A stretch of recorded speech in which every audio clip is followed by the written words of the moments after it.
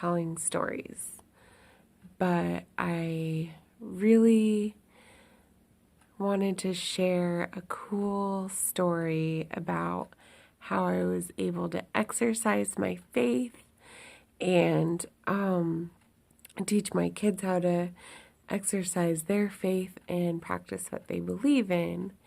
And what happened was on New Year's Day, we came home after traveling for the day, and it was late. It was after bedtime, and I was putting my girls to bed, and I noticed that there was some glass on my youngest daughter's bed, and so they're like really old windows, so I thought that maybe she was bouncing around on the bed and she accidentally kicked the window and didn't want to tell anybody.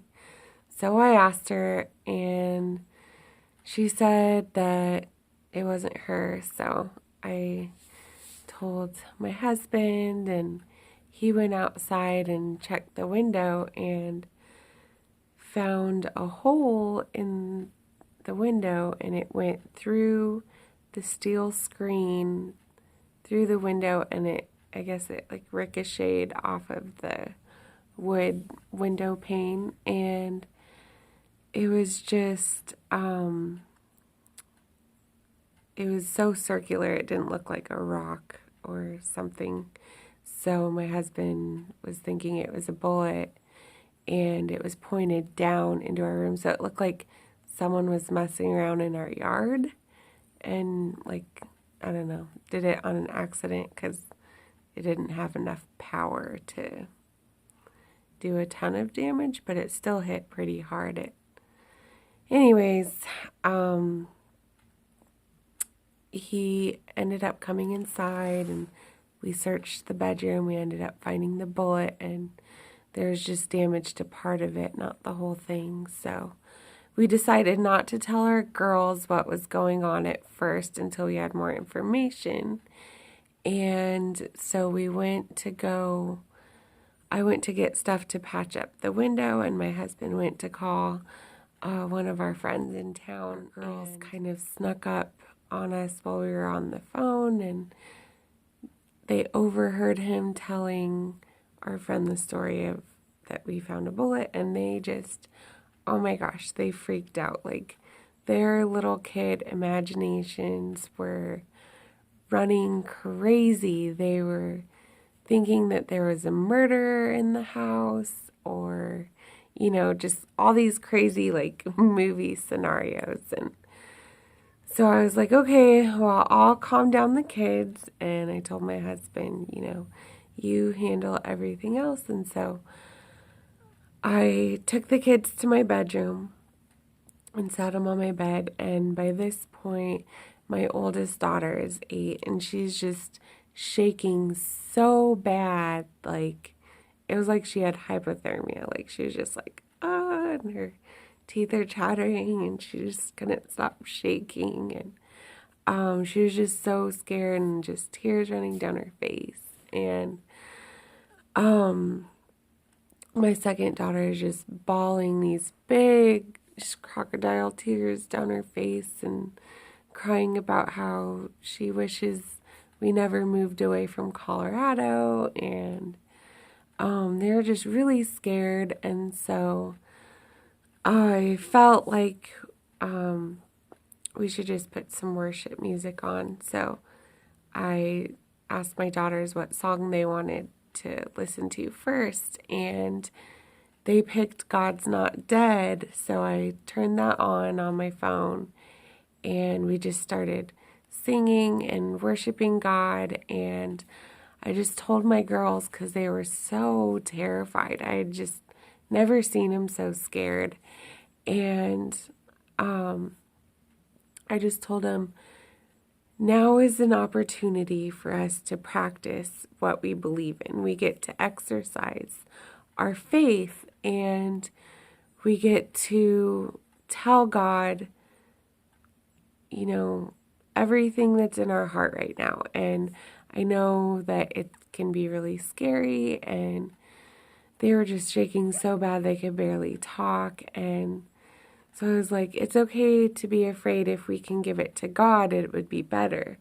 And so I told them, anything that's making you scared in your mind right now, just tell God about it. Just tell him what's making you afraid. And they got a couple things into it. And then my oldest daughter said, you know, Mama, I really feel, and she's still shaky, and she's like, I really just feel like we're supposed to start saying things we're thankful for. And I was like, oh my gosh, that is such a great idea.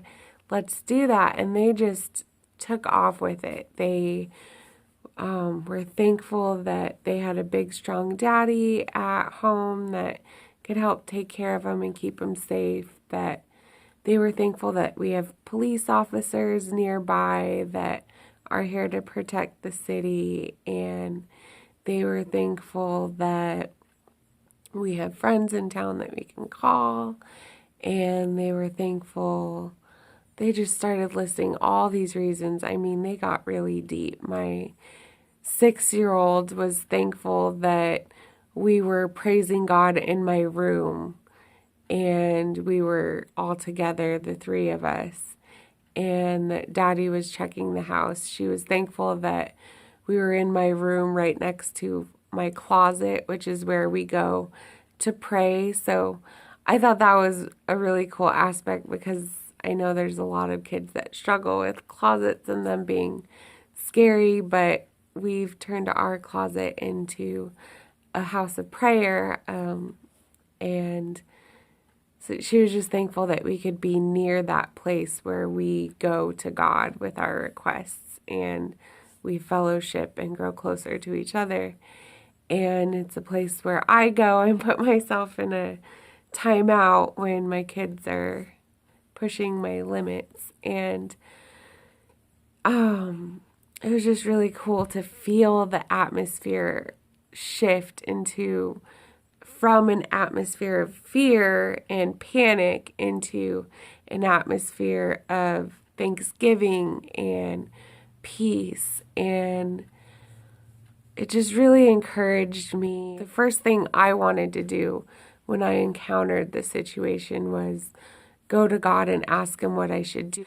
But it was a cool opportunity to either choose life or choose death. And we chose to go with life, and it changed my daughter's perspective on things, and it allowed her to see that it's okay to be afraid, and God will take that fear, and all we need to do is be thankful. And it taught her how to be more thankful, and it taught me how to be more thankful, and it taught me that my kids are listening to me, even though a lot of days it feels like I'm mute, like they don't even hear me. There's no words coming out of my mouth. And it's just really encouraging to me to hear them do that. So I just want to encourage you that through faithful prayer and just staying close to God, he'll give you ideas and strategies you need in every situation that you encounter.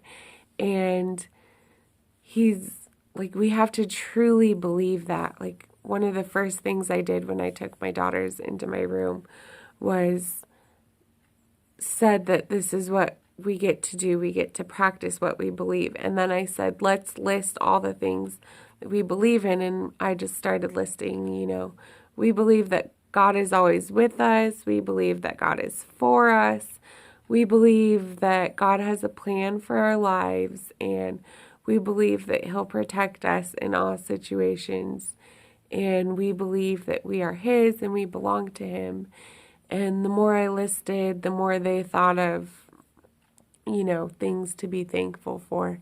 It was just, it was so powerful just to hear my 6-year-old say, I'm thankful that we're sitting in your room next to your prayer closet. And my oldest to say she's thankful for something like living in a town where there's cars and phones and policemen nearby. It's just super blessed my heart. And I just wanted to encourage you that God is there and He is for you, and He will give you strategies on anything you encounter. As a parent, He'll give you strategies on how to raise the kids that He's given you. As a friend, He'll give you strategies on how to be loving and caring to your friends and how to minister to them the way God created them. And as a human, He'll teach you how to love other humans, even people that feel unlovable. And so, oh my gosh, that just went out of control. I don't even know if this video is even any good, but I just had it on my heart to share that experience, and I just wanted it to be something to encourage you to keep going. And there are days when you don't see any progress, and then there are days when you're blown away by the things that have been absorbed by the little ones around you. So be blessed. I love you. You are loved. Thank you for watching my video. I really appreciate it. I hope it helped you. Yeah, so talk to you later. Oh, and I totally forgot the end of the story because it's late and I'm tired, and I really wanted to make this video because I haven't been very faithful in making them, and I want to change that. So the end of the story was an officer came out to file, we were filing a report so that, our landlords, anyways, whatever. They came, and I was still in the room. This is while I was ministering to the kids, but my husband, he told the officer what we had found, blah, blah, blah. And he just said it was so crazy on New Year's Eve. People were shooting off guns everywhere. And so it was likely just a gun that got shot off somewhere in the middle of town. And it was angled, so it was like a perfect situation where it would land in her daughter's window, in our daughter's bed. So it was just like complete freak accident, kind of, I don't know, stupid New Year's Eve traditions. But everything was fine, and that ended up settling the girls down a whole bunch too. But it was cool to watch God be God in the middle of the storm, and then everything turn out completely fine, and everybody's fine and okay, and no one is dealing with fear about it right now. So I just think that's awesome, because we turned an